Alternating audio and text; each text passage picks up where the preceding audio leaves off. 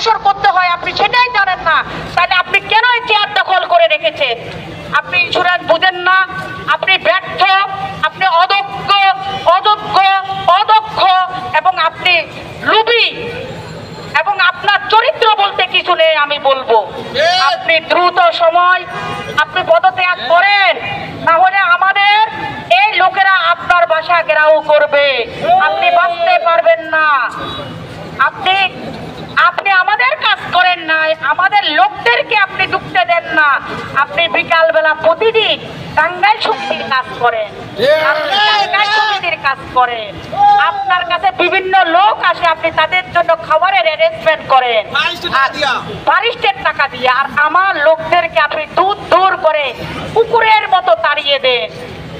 এই ইব্রাহিম সাহেব, আপনার মনে আছে আপনি আমাকে রূপালী থেকে নিয়ে আসছেন, এনে আপনি আমাকে 10 মাস আপনি আমাকে কয়লা যেমন পড়ে সেরকম পড়েছেন আপনি আমাকে।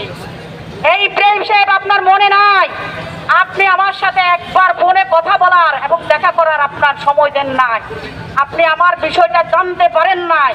আমার মতো ত্যাগী একজন বিপ্লবী একজন ডেভেলপমেন্ট কর্মকর্তার ক্যারিয়ারকে আপনি 23 বছরের ক্যারিয়ারকে আপনি ধ্বংস করে দিয়েছেন। আপনি আমাকে 1 বছর সাসপেন্ড করে রেখেছেন, আপনি অযোগ্য। আপনি কেন পারেন না 1 বছরের মধ্যে আমাকে টার্মিনেশন করতে? আপনার সে যোগ্যতা নাই। আপনি আমার মতো একজন রোকেয়ার কাছে ব্যর্থ হয়েছেন, একজন রোকেয়াকে টার্মিনেশন করতে পারেন না 1 বছরের মধ্যে। আপনার ভোট, আপনার অডিট দিনের পর দিন কাজ করেছে, 1 বছর আমার বিরুদ্ধে অডিট করেছে, কিন্তু আপনাদের সে অডিট প্রমাণ করতে পারেন নাই আমি দোষী, আমি নির্দোষ ছিলাম। আপনি স্বার্থলোভী, আপনি পরাজিত সৈনিক হিসাবে আপনি পালিয়ে বেড়াচ্ছেন কেন? এখন সামনে আসেন, আপনি আমার মোকাবেলা করেন, শুধু আমি একজন রোকেয়ার মোকাবেলা করেন। আপনি কি মনে করেন আমার এখানে বীর সৈনিকেরা, আমার ডেভেলপমেন্ট কর্মকর্তারা আপনাকে ছেড়ে দিবে না?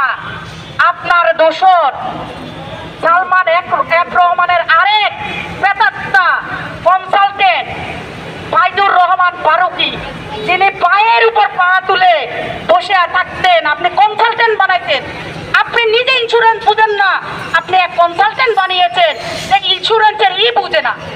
সে আমার ডেভেলপমেন্ট ডেস্ক কর্মকর্তাদের সাথে কুকুরের মতো ব্যবহার করেছে। সে আমলা, এই আমলা বসে বসে আমাদের কর্মকর্তাদেরকে, মানে ডেভেলপমেন্ট লাগবে না, ওনার কথা হলো ডেভেলপমেন্টটি কি হবে, ডেভেলপমেন্ট কর্মকর্তারা এখানে কি করে, আপনি এগুলো প্রশ্ন করেন। আপনি ডেভেলপমেন্ট বলতে তো কিছুই বোঝেন না, কেন পালিয়ে বেড়াচ্ছেন? এখন আসেন, আসেন সামনে, মোকাবেলা করেন। যারা তাদের রক্তে ঘামে তিলে তিলে পারি সেখানে এসেছে, বাংলাদেশের মধ্যে নয়, এশিয়ার মধ্যে একটা শ্রেষ্ঠ কোম্পানি যেটা পারিস ইসলামী লাইফ ইন্স্যুরেন্স ছিল, হাজার হাজার কোটি টাকার যে কোম্পানি, সে কোম্পানিকে ধ্বংস করে দিয়েছেন আপনারা। আজকে মানুষ শুধু পারিস ধ্বংস হয় নাই, এই পারিসের কারণে বাংলাদেশের সমস্ত ইন্স্যুরেন্স কোম্পানি আজকে প্রশ্নবিদ্ধ। প্রত্যেক কোম্পানি বলে যে পারিসের জন্য আমরা মাঠে যেতে পারি না, এটা দায় কে নিবে বলেন? প্রত্যেক মানুষের দাবি, প্রত্যেক মানুষের প্রাণের দাবি, শুধু দাবি না যে পারিস ইসলামী লাইফ ইন্স্যুরেন্স আবার ঘুরে দাঁড়া। ইনশাল্লাহ আমি আশা করি আমাদের স্পন্সর ডিরেক্টর যারা আছেন, ইনশাল্লাহ আগামীকাল তারা হয়তো দায়িত্ব নেবেন। এই দায়িত্ব নেওয়ার পর দ্রুত সময়ে পারিস ইসলামী লাইফ ইন্স্যুরেন্স আগের অবস্থানে ফিরে যাবে, এবং সেজন্য আমার সাথে যে সহযোদ্ধা ভাই বোনেরা আছেন, যারা ত্যাগী ভাই বোনেরা আছেন, সকলে আবার পুনরায় কাঁধে কাঁধ মিলিয়ে আবার পারিসকে ঘুরে দাঁড়ানোর জন্য আপনারা কাজ করবেন, মাঠে নামিয়ে পড়বেন। আপনারা টেকনাফ থেকে তেঁতুলিয়া পর্যন্ত আপনারা আবার নতুন করে চাষাবাদ শুরু করবে, এবং খুব দ্রুত সময়ে আবার আমরা পূর্বের অবস্থানে ফিরে আসবো। আমি স্পন্সর ডিরেক্টর স্যারদের দৃষ্টি আকর্ষণ করে বলতে চাই, স্যার আপনারা দ্রুত দায়িত্ব গ্রহণ করুন এবং আমাদের সাথে বসুন। আমাদের যেসব ভাইদেরকে, বিশেষ করে ডেভেলপমেন্ট ভাইদেরকে এখান থেকে বিতাড়িত করেছে, প্রত্যেককে আনার ব্যবস্থা করেন কোম্পানিতে। একটা ডেভেলপমেন্ট কর্মীকেও কিন্তু আপনি এখান থেকে বিদায় দেবেন না স্যার, আপনারা আপনারা পরিকল্পনা করেন কিভাবে আমাদের ডেভেলপমেন্ট প্রত্যেকটা কর্মী আবার ফরেস্টে এসে কাজ করতে পারে, সেই সুযোগ আপনারা সৃষ্টি করে দিবেন। সফল হোক, সফল হোক, আন্দোলন সফল হোক।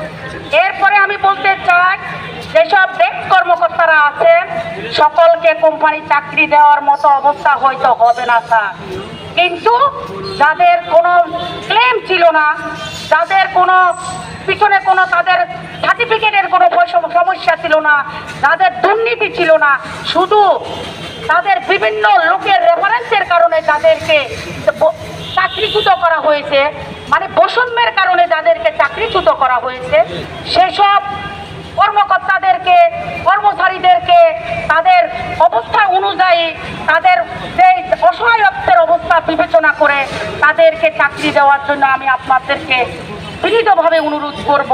অনেক ভাই বোনেরা আছেন খুব অসহায় জীবনযাপন করতেছেন স্যার, তাদের দিকে আপনারা তাকাবেন, আমি আপনাদের কাছে আহ্বান করব। স্যার, আপনারা যদি আমাদেরকে সুযোগ দেন, আমাদের কথা শুনেন, মাঠের কথা শুনেন, মাঠকে ছেড়ে দেন, ইনশাল্লাহ ফরেস্ট আবার পূর্বের অবস্থানে ফিরে যাবে, যাবে যাবে, ইনশাল্লাহ যাবে। অতএব কারণে স্যার